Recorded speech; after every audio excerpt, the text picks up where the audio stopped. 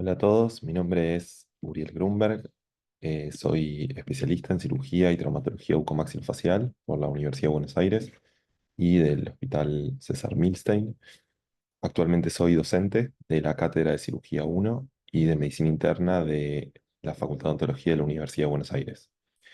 Y hoy, en el módulo de hoy, vamos a ver parte de lo que nosotros llamamos estrategias quirúrgicas en sedación, que es un poco lo que fuimos aprendiendo en este tiempo trabajando con sedación consciente en el área de discapacidad de la Facultad de Odontología de la UBA. Entonces, si vemos un poco algunos recortes de la literatura, por ejemplo, este grupo de Brasil, donde tratan de juntar cuáles son aquellos procedimientos, hacer un dato estadístico, cuáles son los procedimientos ontológicos que más necesitaron pacientes con eh, algún problema de riesgo médico o discapacidad. Y la cirugía dental, las extracciones dentales, como dentro de la cirugía odontológica más frecuente, aparece cerca del 50% de los procedimientos realizados. Entonces, esto nos da un puntapié de la importancia, la necesidad de tener algún tipo de manejo, de consideración vinculado a la cirugía en el marco del tratamiento integral odontológico.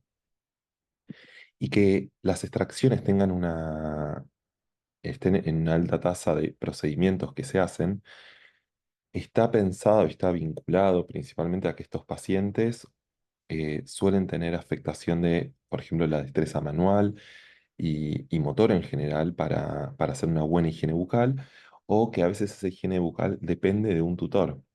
Entonces, eso hace que, bueno, no sea solo a veces la dificultad del paciente para realizarla, sino que también de la buena predisposición o voluntad del tutor de que ese paciente tenga una buena higiene bucal. A su vez, si consideramos pacientes que suelen tomar eh, varias drogas, sabemos que muchas de las drogas tienen tienen como efecto secundario la serostomía. Esto obviamente disminuye las capacidades de protección que tiene la saliva con la salud bucodental. También muchas veces tenemos pacientes que tienen cierto grado de discapacidad intelectual y la capacidad para cooperar en los tratamientos odontológicos muchas veces es complicado, y eso hace que no puedan realizarse los tratamientos más conservadores o restauradores odontológicos. También tenemos enfermedades o afectaciones sistémicas propias de la enfermedad que afectan la región de los maxilares y gingivales y en general de la región bucodental. Muchas veces también son pacientes que notamos que tienen acceso a una odontología preventiva de forma rutinaria. Muchas veces son pacientes que directamente van a tratamientos odontológicos mucho más invasivos o más mutilantes por esa imposibilidad por ahí de tener ese acceso rutinario a la odontología preventiva. Y también en los casos donde pacientes con gran, grandes maloclusiones, a veces propias también de algunos síndromes, también, bueno, sabemos que la higiene bucal está imposibilitada. Y un poco toda esta es la matriz que hace y que predispone a que sea alta la necesidad muchas veces de realizar extracciones dentales en estos pacientes. Algo que se vuelve de suma importancia en general para los que hacemos cirugía es definir cómo vamos a abordar, de qué manera anestésicamente vamos a abordar al paciente para hacer ese procedimiento quirúrgico que tenemos que hacer. Y acá también aplicaría a los procedimientos odontológicos en general en pacientes donde tampoco tenemos acceso a poder hacerlos sin alguno de estos recursos. Entonces, contamos básicamente con tres opciones. Uno es que podamos resolverlo con anestesia local, local regional simplemente. Otra opción es que podamos contar con sedación, con un grado de sedación consciente. Y otra es la posibilidad de hacerlo bajo anestesia general. Entonces, un poco la decisión de cuál de estos realizar va a estar determinado por podríamos decir a grandes rasgos, dos factores principales. Una son características del paciente y otra es el tipo de intervención en sí que tenemos que realizar. Según o vinculados, cuestiones vinculadas al paciente, obviamente la edad va a ser importante, pacientes más muy chicos o que no tengan por ahí muchas posibilidades de entender que están sometiéndose a un tratamiento que es para su bien, solo lo, lo reciben como una invasión, una agresión. eh, Puede ser que necesitemos ir a una sedación, una anestesia general, dependiendo de lo que haya que hacer. Por otro lado, por ahí pacientes muy añosos que por algunas cuestiones sistémicas puedan tener contraindicado una anestesia general, tal vez tengamos que eh, resolver las necesidades quirúrgicas con lo que podamos realizar bajo anestesia local. Entonces, la edad es un factor. Otro, obviamente, es la capacidad cognitiva del paciente para poder entender al procedimiento que se está sometiendo y a veces puede con una buena motivación ser suficiente con una anestesia local y otras veces no, y necesitamos ir un poquito más a fondo con ese abordaje anestésico. Obviamente las experiencias previas que tenga ese paciente van a ser súper importantes, por eso hacemos mucho hincapié en que cada experiencia que tienen los pacientes tienen que tratar de hacer lo mejor posible para que sea algo, sume algo positivo a esas experiencias que el paciente va sumando en su vida y después poder sí hacer más procedimientos con menos necesidad de profundidad anestésica. Obviamente el estado sistémico también va a ser un factor y también, porque una preferencia del paciente, pacientes muy temerosos o que prefieren realizar algún tipo de abordaje anestésico en especial. Y con respecto a a la intervención, obviamente va a depender de cuánto tiempo pensamos que la intervención que vamos a hacer nos va a llevar realizar. Eso también nos va a definir el tipo de abordaje anestésico, la complejidad de lo que tenemos que hacer y pensando obviamente en la seguridad del paciente, de lo que vamos a hacer, el riesgo que pueda haber o no de aspiración, o bueno, pensar muy bien en términos de seguridad del paciente para lo que vamos a hacer y también de la complejidad, obviamente, del procedimiento, donde eso a veces hace muy simple la decisión. Obviamente la experiencia del profesional a veces puede ser un factor ante esa intervención de cuáles son las opciones que el profesional considera adecuadas para abordarlo. Y también la región anatómica, por ejemplo, si tenemos que hacer un procedimiento, por más que sea mínimo, pero en la zona más posterior del paladar o del velo, bueno, hacerlo obviamente con anestesia local sería muy complejo y solo por una cuestión de región anatómica, tal vez vamos a una anestesia general. Entonces, todo este y muchos más, pero a grandes rasgos, un montón de consideraciones son las que tenemos en cuenta para definir cuál de estas tres opciones que tenemos son las que vamos a usar para ese caso y para ese paciente. Fuimos diseñando un poco también cómo es el pensamiento de cómo hacemos la secuencia del tratamiento ontológico integral en cada una de las diferentes situaciones. Entonces, a grandes rasgos y en general, en pacientes que por ahí no tienen necesidad de una sedación o tienen pacientes con buena motivación, uno en general suele encaminar los tratamientos ontológicos en función de la carga bacteriana. ¿Qué quiere decir esto? Que en general vamos a las cosas, resolviendo primero las cosas que son que tienen mayor foco infeccioso, que representan un mayor foco infeccioso, por ejemplo, las extracciones, el tartraje, y vamos a las cosas dejando la boca con menos carga bacteriana para ir a las cosas más restauradoras y de rehabilitación.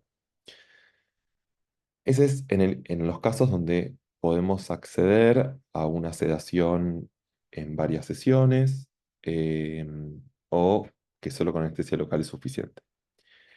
Ahora, a veces cuando tenemos que un paciente ir a una anestesia general, obviamente en ese momento de anestesia general tenemos que tratar de hacer la mayor cantidad de procedimientos ontológicos posibles. Y ahí a la secuencia la organizamos de una manera distinta, la vamos a mostrar más adelante dentro de esta clase, pero tratamos de ir de los procedimientos que requieren menos grado de eh, antisepsia o de esterilidad, o que son más sucios, entre comillas, para así al final armar bien los campos quirúrgicos estériles para hacer las cosas cruentas que implican sangrado.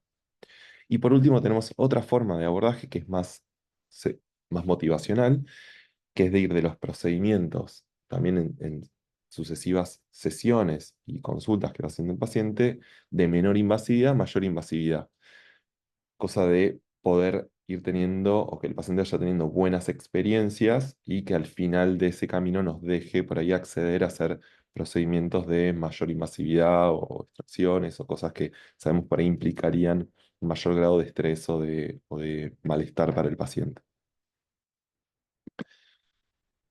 Algunas cosas que fuimos aprendiendo, entonces, vinculadas a la sedación y al procedimiento con anestesia local.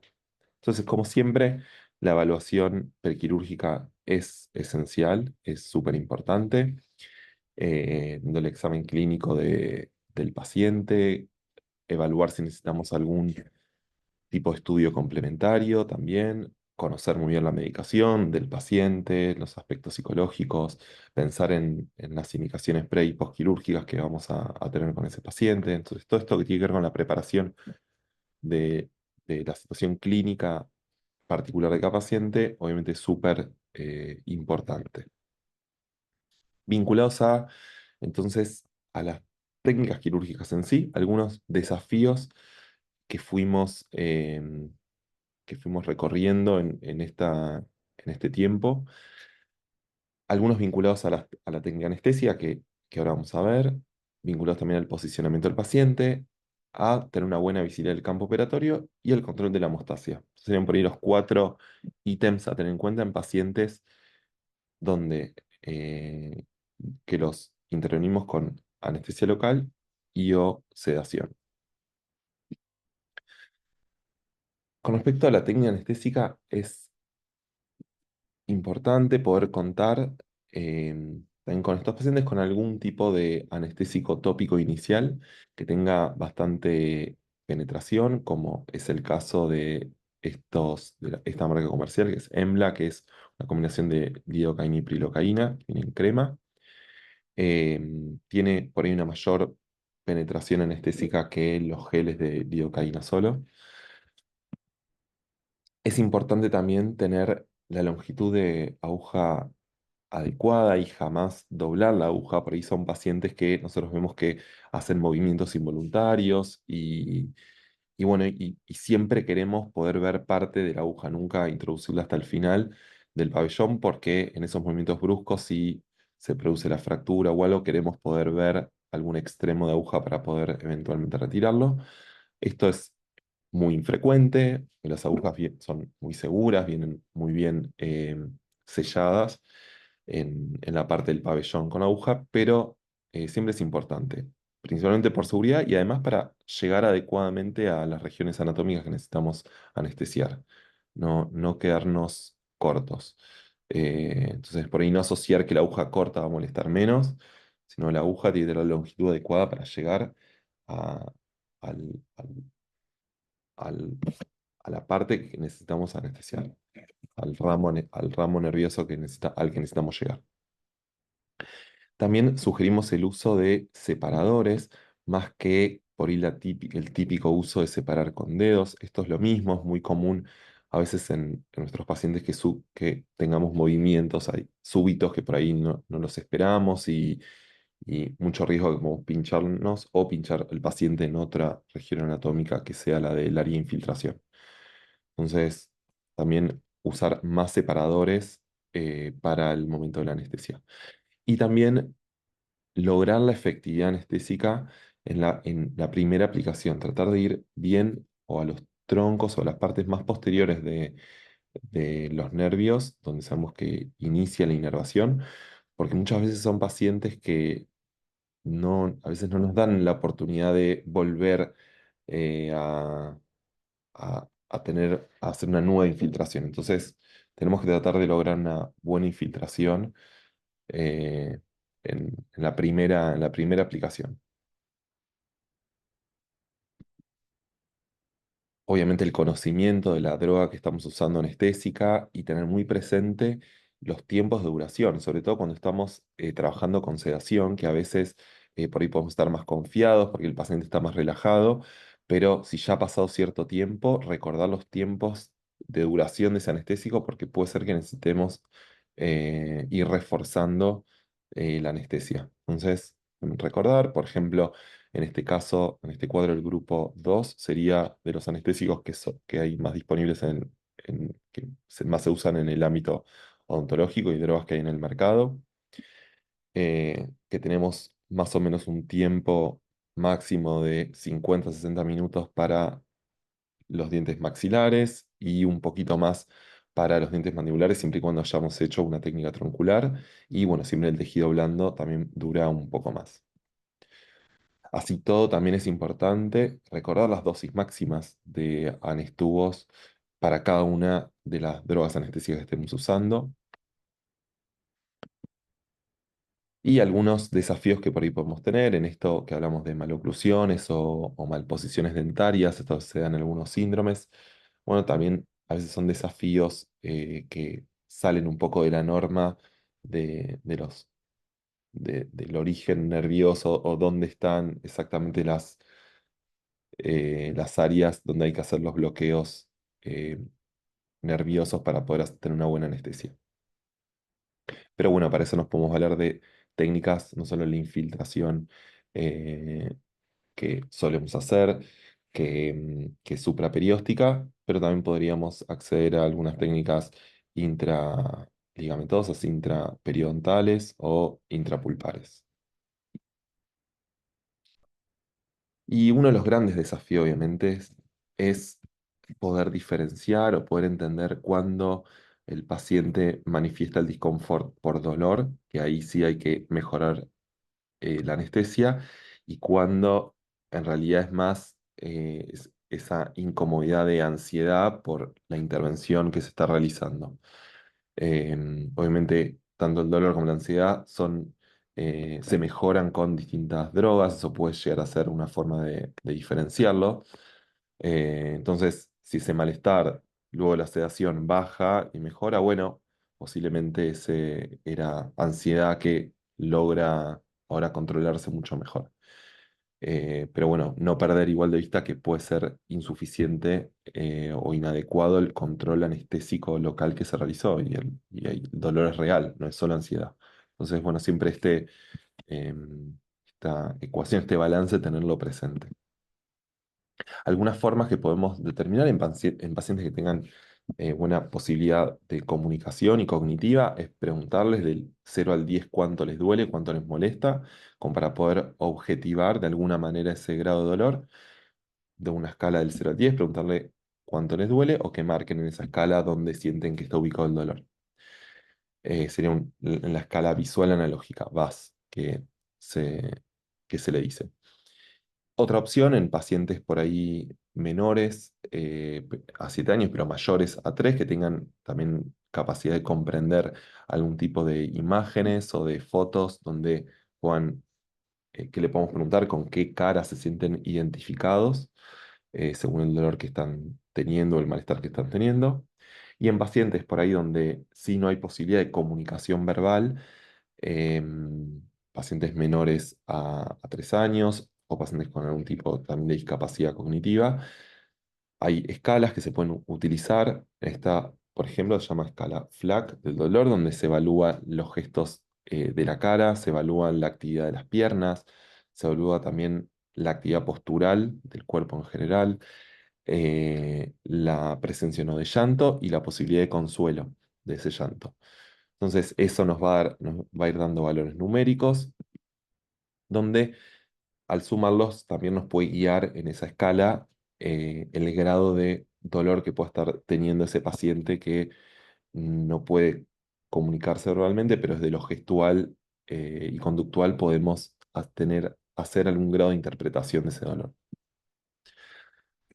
Algunas características, algunas particularidades, pacientes que tienen algún trastorno del espectro autista, a veces se lo asocia con un grado de insensibilidad al dolor por esos comportamientos de autoagresión, pero algunos estudios sugieren que hay que tener cuidado con esta creencia, esta interpretación de que por ahí es un paciente que va a tolerar más el dolor.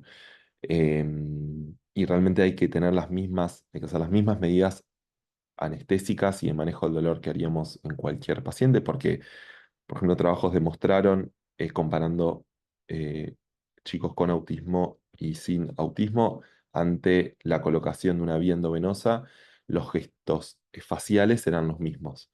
Entonces, más allá de la no verbalización de la molestia, bueno, no tenemos que interpretarlo como ausencia de dolor, sino simplemente no expresarlo verbalmente. Pero hay que considerarlo y tenerlo en cuenta también y manejarse de la misma manera que lo haríamos con cualquier paciente al manejo del dolor.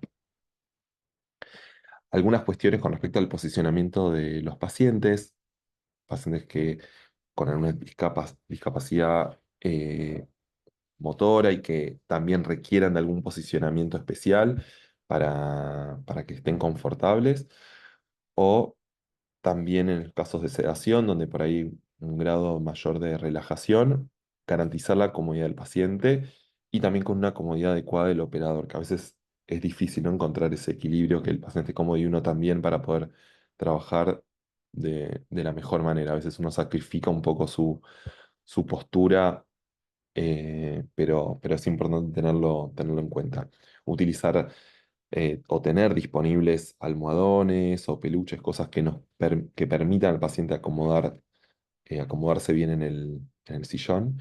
Y vamos a necesitar también la posibilidad de algún grado de contención física también y emocional en algunos momentos, en algunos procedimientos bueno, que tenemos instrumental punzocortante, que puede ser nada peligroso para nosotros o pincharnos, o también para el paciente.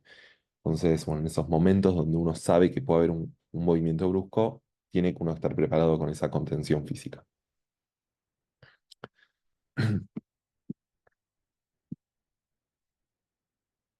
La visibilidad del campo obviamente es importantísimo, y para ello tenemos algunas herramientas. Pacientes con sedación, em, utilizamos abrebocas que tienen muchos un ojal en el que uno le puede colocar algún tipo de cadena o hilo para, si eventualmente se zafa, también poder traccionar y retirarlo para evitar la aspiración con ese objeto, o también colocar algún tipo de mango para que nuestro ayudante pueda sostener ese abrebocas. También la utilización de los eyectores, hay que tener cuidado, que esto es común, que a veces los eyectores tengan la punta, la boquilla muy floja de algunas marcas. Si ese es el caso y estamos trabajando en un paciente con sedación, donde a veces puede haber un cierre abrupto o algún movimiento inconsciente, también esas boquillas a veces se salen y puede ser peligroso. Así que si es el caso de que es un eyector, que esto está muy, uno tiene eso flojo, o usar cánulas, mejor de aspiración, tipo de cirugía, o retirar esas boquillas. Y también la utilización de frontoluz puede ser también muy útil para evitar la molestia de la luz por ahí del sillón en el paciente, y a nosotros también garantizarnos un enfoque y una buena iluminación en el campo de forma continua, más allá de los movimientos que pueda hacer el paciente. Y como último de los ítems que estábamos mostrando, también el control de la hemostasia es algo particular. Muchas veces cuando hacemos una extracción, un procedimiento, un paciente que no requiere sedación, le decimos, bueno, mordé la gasa, como que hacemos la compresión con gasa que la mantiene el paciente simplemente mordiendo. Acá son casos donde tenemos que tratar de evitarlo, porque a veces no está muy no es posible para un paciente comprender la fuerza con la que tiene que hacer esa compresión, o por ahí, si está todavía bajo cierto grado de efecto de sedación, no queremos que esa gasa, lo mismo, pueda inadvertidamente tragársela, o que pueda haber ahí algún evento obstructivo. Entonces, como no vamos a tener ese momento de compresión con gasa continua que después hace el paciente, hay que garantizar la hemostasia con todos los recursos que tenemos y contamos, que son muy accesibles para garantizar una buena hemostasia eh, ya al final de la cirugía. Esto es, por ejemplo, usando esponjas reabsorbibles, Bueno, con suturas también reabsorbibles, esto es en caso de pacientes por ahí que nos es difícil después la colaboración para un control posoperatorio o para no tener que después hacer el retiro de sutura, también es útil la sutura reabsorbible. El uso de subgalato bismuto también es muy utilizado en nuestra facultad para el control de la hemostasia, que es, como vemos en la foto, este polvo que se pide en las farmacias que hacen preparados magistrales. Y también podemos utilizar algún tipo de placa estampada de las que se hacen con termoformado y vacío, también para generar un grado de compresión estable posoperatoria. Entonces, evitar el mordé la gasita que decimos muchas veces en cirugía en general cuando no es necesario hacer una sedación. Y ahora, para un poco pensar algunas diferencias que tenemos en aquellos casos de los pacientes que sí vemos que necesitamos hacerlo bajo anestesia general y también cuáles son aquellos ítems o cosas importantes a tener en cuenta en el contexto del tratamiento odontológico integral y cuando hacemos cirugía dental alveolar también bajo anestesia general. Entonces, como vimos también nuevamente, importantísima la evaluación preanestesia que vamos a hacer del paciente. Esto obviamente visto en conjunto con el médico anestesiólogo que va a hacer la anestesia y poder contarle un poco sobre el caso y los antecedentes del paciente, ver si es necesario muchas veces una consulta preanestésica y, y bueno, lo mismo, todos los exámenes complementarios que necesitamos para anestesia general y poder tener eh, un- una idea de en esa clasificación ASA donde se encuentra nuestro paciente para entender bien los riesgos de esa anestesia. Es importante que ya podamos hacer algún tipo de predicción de intubación dificultosa, también dentro de el diálogo que vamos a tener con el anestesiólogo, ya es algo que podemos ir adelantándolo. Y dentro de lo que podemos evaluar es la distancia tiromentoniana que tiene el paciente, como vemos en la imagen de abajo. También existe la escala de Malampati, que es cuánto uno ve las fauces cuando el paciente abre la boca, que también es un predictor muy utilizado sobre una vía aérea dificultosa. Conocer la apertura bucal del paciente, o si hay algún grado de trismus que pueda también hacer compleja la intubación y la presencia de alguna anomalía dentoesqueletal, como un micrognatismo, una clase 2 esqueletal, donde también obviamente la distancia tiro-mentoniana va a estar acortada y eso en general suele ser que haga que sea dificultosa la vía aérea y tengamos que contar con algunos recursos para asegurar la intubación. Si vamos a un ejemplo de evaluación clínica que tendríamos que hacer, en el caso de los pacientes, por ejemplo, con síndrome de Down, tenemos que pensar que muchas veces la vía aérea suele ser dificultosa. Esto es porque son pacientes que tienen macroglossia, tienen amígdalas en general que están agrandadas, el área subglótica suele ser más pequeña, puede haber un prolapso de la epiglotis. Entonces, si consideramos todo eso, tal vez es un paciente que necesitemos hacer una intubación bajo fibroscopía.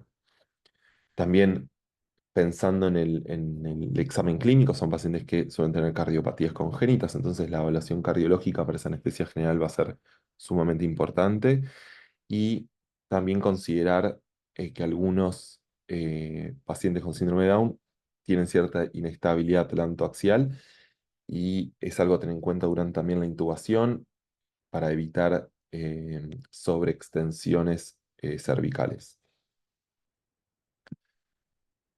Obviamente, cuando vamos a intervenir un paciente bajo anestesia general, tenemos que tener eh, muy claro ya el hábito y el ámbito quirúrgico, porque es donde se va a desarrollar ese procedimiento, ya no es en el marco por ahí del consultorio odontológico, y también entender y recordar las limitaciones que vamos a tener del equipamiento que necesitamos usar. Obviamente no hay todo el equipamiento que contamos dentro de un consultorio de aire comprimido, así que, bueno, ver cómo reemplazar el rotatorio con más rotatorios eléctricos. Eh, no vamos a tener por ahí la posibilidad de aire, tipo en el ejemplo de la jeringa triple, así que, bueno, eso lo vamos a tener que reemplazar o con tirando aire a presión con jeringas, pero tener un poco analizado cómo uno va a adaptar el tratamiento y los tratamientos odontológicos a los recursos que tenemos y que podemos dentro de quirófano y lo que vamos a tener que llevar. Siempre es muy importante el diálogo que vamos a tener con el anestesiólogo sobre nuestro caso y nuestro paciente antes de la intervención y algunos ítems importantes que tenemos que hablar dentro del equipo. Uno son sobre las características de la intervención que vamos a hacer. ¿Qué vamos a hacer? eh, Más o menos de qué va a constar, si consideramos o no que va a haber o no mucha pérdida de sangre o no, el tiempo que estimamos que nos va a llevar ese procedimiento, eso también es muy importante para que el anestesiólogo considere el tipo de mantenimiento de las drogas anestésicas y el requerimiento de drogas anestésicas que se va a tener.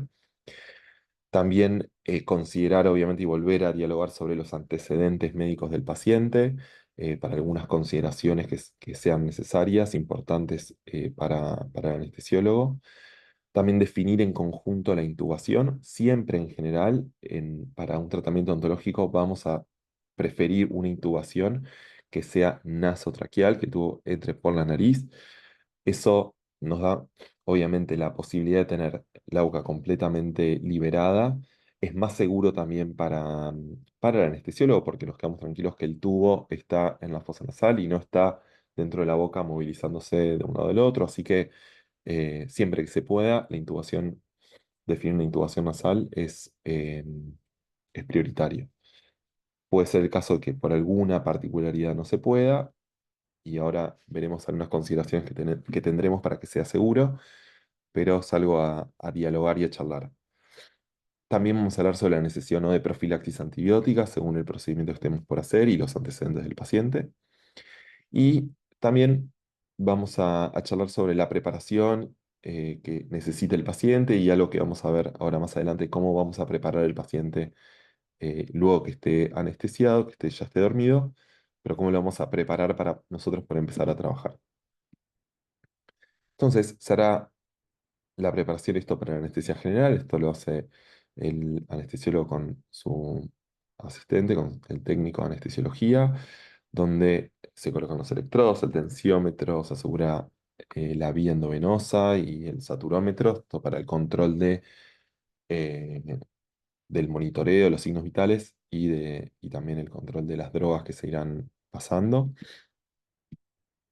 poco como ya vimos en el módulo eh, de anestesia general, las drogas que se utilizan, el objetivo de estas drogas anestésicas son la hipnosis, la analgesia y la relajación muscular. Im- Importante también obviamente conocerlas y entender también los alcances de cada una de las drogas. Dentro de este viaje de la anestesia general, que siempre se hace la analogía con un vuelo, en este despegue, en esta inducción anestésica, luego de la oxigenación, la hipnosis y analgesia, la relajación muscular con el anestesiólogo, para poder hacer la intubación. A partir de ese momento haremos esta preparación que veremos a continuación del paciente para, durante ese mantenimiento anestésico, poder hacer el procedimiento odontológico, el tratamiento integral odontológico que vamos a realizar, o la cirugía, donde en ese tiempo el anestesiólogo hará obviamente la vigilancia y el monitoreo del paciente y mantener al paciente siempre en ese plano anestésico. Y luego de que finalicemos, sí se podrá hacer ya colocar el antagonista del relajante muscular para que vuelva el tono muscular del paciente y poder realizar la extubación y el despertar. Entonces, como hablábamos anteriormente, la intubación endotraqueal es fundamental. Fundamental conocerla porque es dentro del mismo área de trabajo, ¿sí? La intubación se va a hacer en el mismo lugar donde vamos a estar trabajando nosotros, así que conocerla y entender cómo manejarnos de forma segura para que esté estable y durante durante toda la anestesia.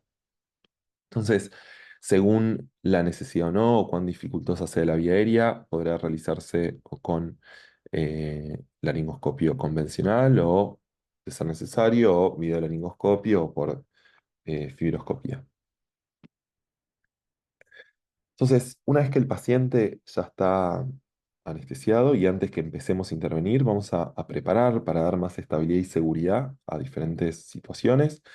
Una es dar estabilidad a la cabeza, pero va a ayudar también para durante el procedimiento, la cirugía, tener distintas posiciones estables de la cabeza. Para eso se usan este tipo de aros que hay en los quirófanos para que se colocan justo en el área occipital del cráneo, calza ahí y de eso da estabilidad.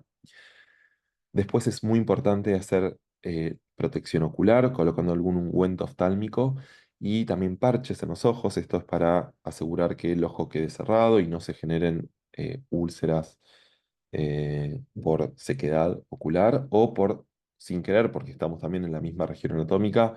El ayudante, nosotros nos apoyemos sin darnos cuenta en los ojos.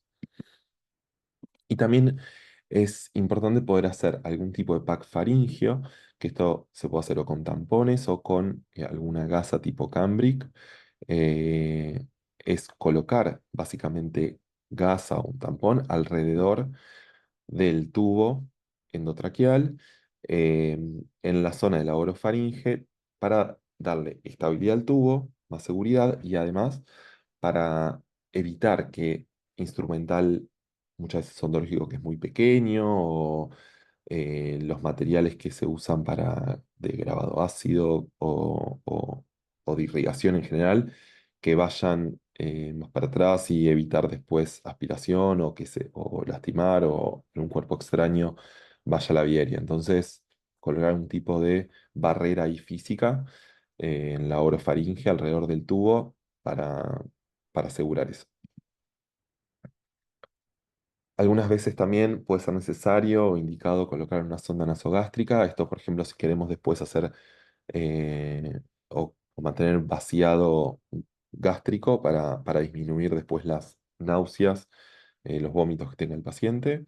Y también a veces si hacemos por ahí procedimientos quirúrgicos específicos que no queremos que el alimento dañe la herida. Bueno, a veces en algunas situaciones eventuales podemos querer que haya alguna alimentación por sonda. Sumamente infrecuente en rasgos generales para el tratamiento odontológico.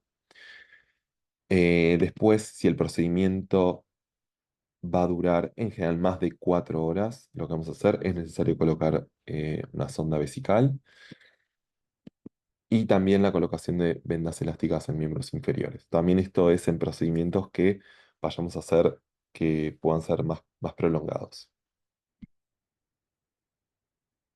Es muy importante, como hablábamos antes, perdón, garantizar la estabilidad de la intubación endotraqueal. Y esto, y la seguridad de esto lo hacemos de varias maneras. Primero es importante contar con un tubo espiralado. Hay distintos tubos. Lo idealmente sería un tubo espiralado o preformado, que por ahí son más difíciles de conseguir. Pero sí el espiralado, que sí es de fácil acceso en la mayoría de los hospitales y las clínicas, que es un tubo que tiene un refuerzo metálico alrededor y eso le da mucha más rigidez y le va a dar más seguridad para que no colapse. También tienen marcas y tienen números, es importante ver hasta dónde llegó en profundidad el tubo o marcarlo mejor con un marcador para asegurarse que siempre esté en ese mismo nivel. Son útiles algunos conectores que vienen corrugados para poder adaptar mejor por ahí los codos y el movimiento eh, que tiene esa conexión del tubo al corrugado final que va a la máquina de anestesia. Y para eso colocamos, le hacemos al paciente un turbante y con cintas y gasas lo fijamos al conector a ese turbante. y al tubo, entonces de esa manera queda todo fijo. A su vez podemos dar una fijación final a través de un punto de nylon que hacemos con nylon con una aguja recta a la columela. Eso nos permite también darle muchísima estabilidad al tubo. Se da un punto en la columela y después se laza alrededor del tubo nasotraqueal eh, ese hilo. Y otra forma también de darle estabilidad, si en el caso de que la intubación tenga que ser por boca, podemos atar, por ejemplo, un hilo de lino o un hilo dental a una pieza dentaria y eso lazarlo al tubo endotraqueal para que no, también, para darle ahí inmovilidad y mucha más seguridad.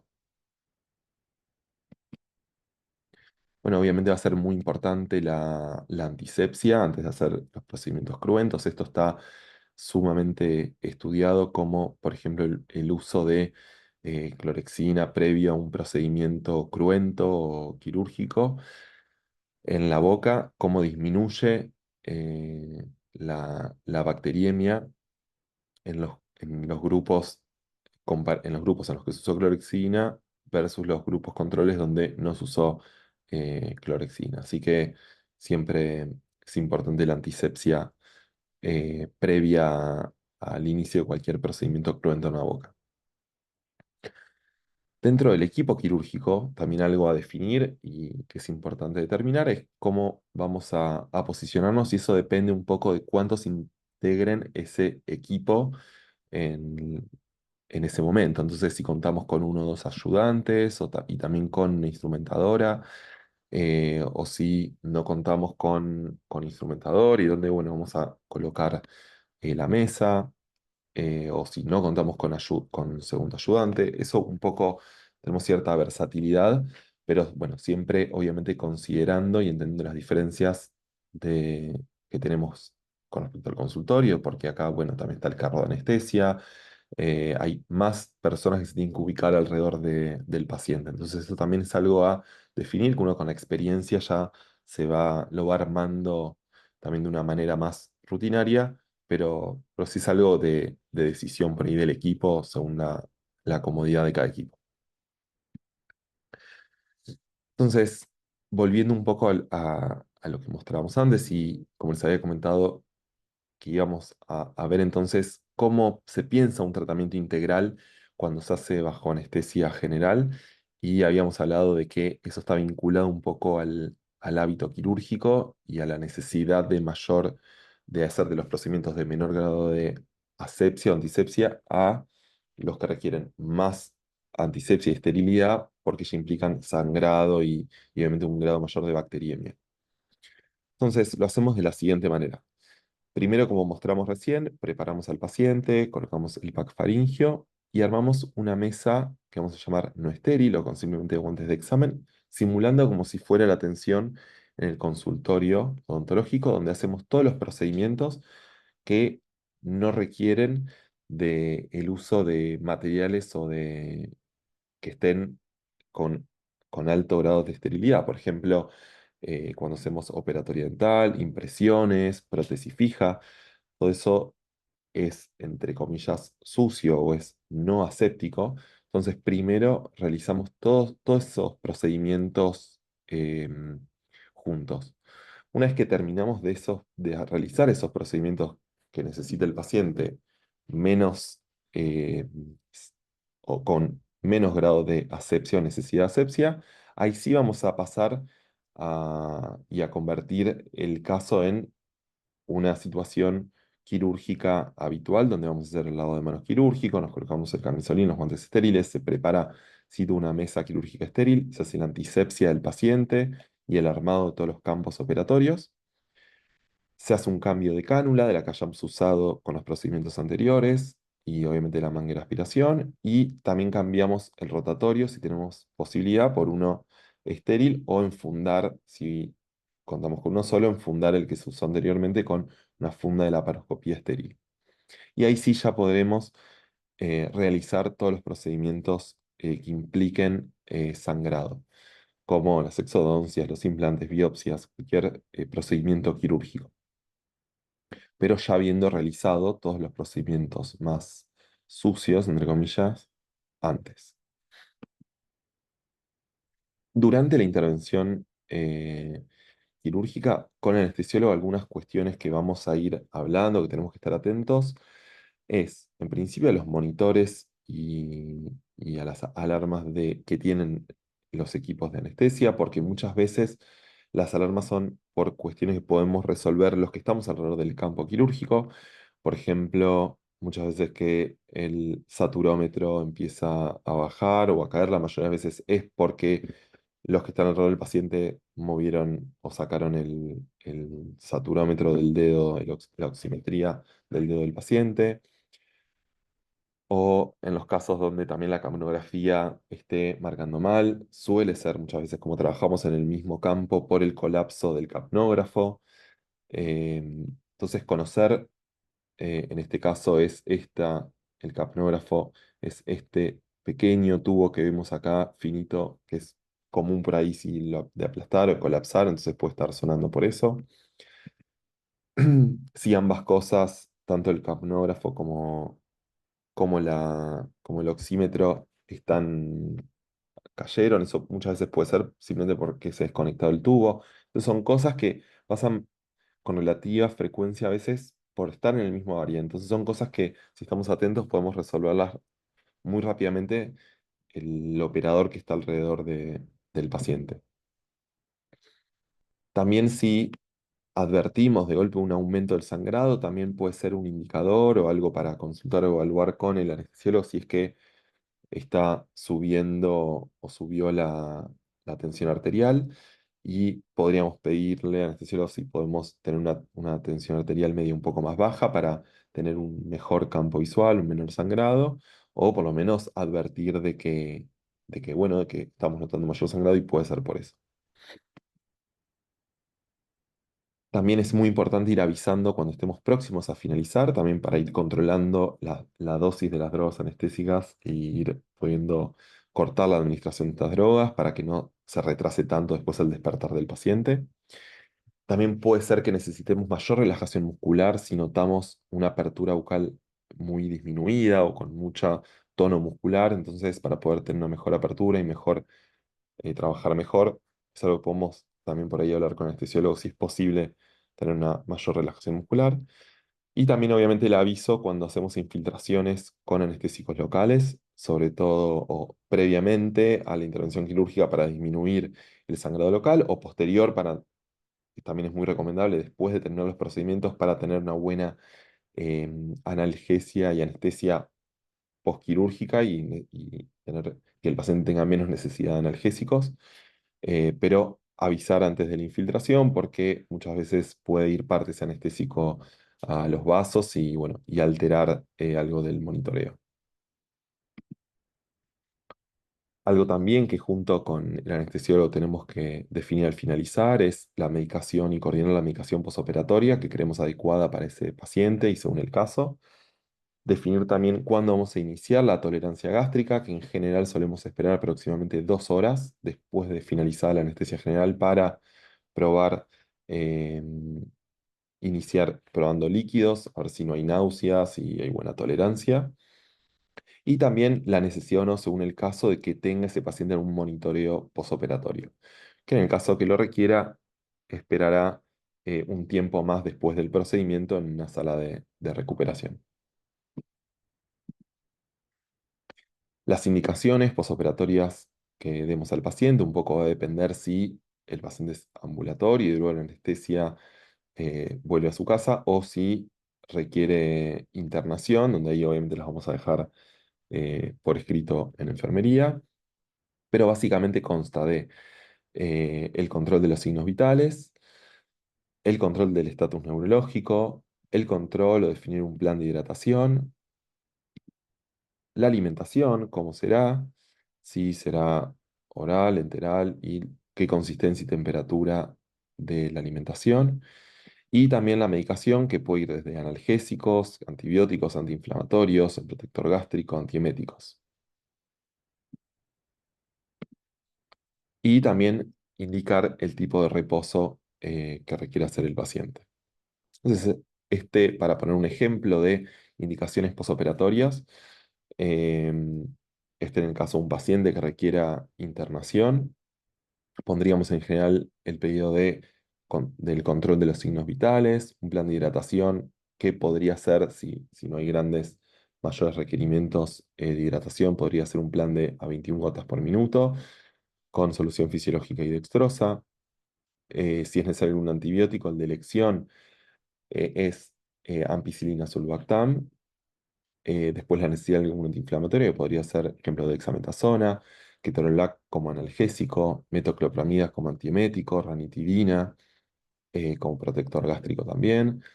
Podría ser, obviamente, no olvidarse la medicación habitual que muchas veces los pacientes tienen, también como parte de las indicaciones. Solemos también indicar como posición postural. La de semisentado es una posición que mejora y está buena para evitar el edema o disminuir el edema y disminuir también las posibilidades por ahí de sangrado posoperatorio. Y dieta fría y blanda es en general las indicaciones cuando hay cirugía bucal. Y también obviamente anotar cuándo será la prueba de la tolerancia a líquidos. Entonces, un poco como veíamos al principio, la importancia de definir cuál es el abordaje anestésico dentro de las opciones que tenemos dentro de la anestesia local, la sedación y la anestesia general, definir un poco según el paciente y la intervención que vamos a realizar. Y pensando en algunas conclusiones entonces de lo que vimos en esta clase, tenemos que definir el abordaje anestésico para cada paciente, obviamente, personalizarlo según las características sistémicas, conductuales y los procedimientos que vamos a realizar. Pero para eso también es importante contar con todas las diferentes opciones de abordajes. Obviamente, si contamos con estas tres opciones, son más las posibilidades también que le damos a nuestros pacientes de tratamiento. Es importante planificar también, como vimos, la secuencia de tratamiento integral que se necesita y en los tiempos que serán realizados según el caso y según lo que podamos realizar para cada paciente. Importante también, obviamente, reconocer cuáles son los alcances y las limitaciones de cada una de las técnicas y cada uno de los abordajes anestésicos. Y también reconocer nuestros alcances y limitaciones para los tratamientos y los procedimientos que haya que realizar. Y para eso es importante cuando reconocemos también adecuadamente nuestros alcances y limitaciones, poder vincularnos activamente con otros profesionales que también estén involucrados en el proceso terapéutico del paciente para conformar equipo y poder entre todos eh, garantizar el mejor tratamiento posible para el paciente. Muchas gracias por escucharnos y obviamente este es mi mail si cualquier consulta o contacto que necesiten. Hasta la próxima.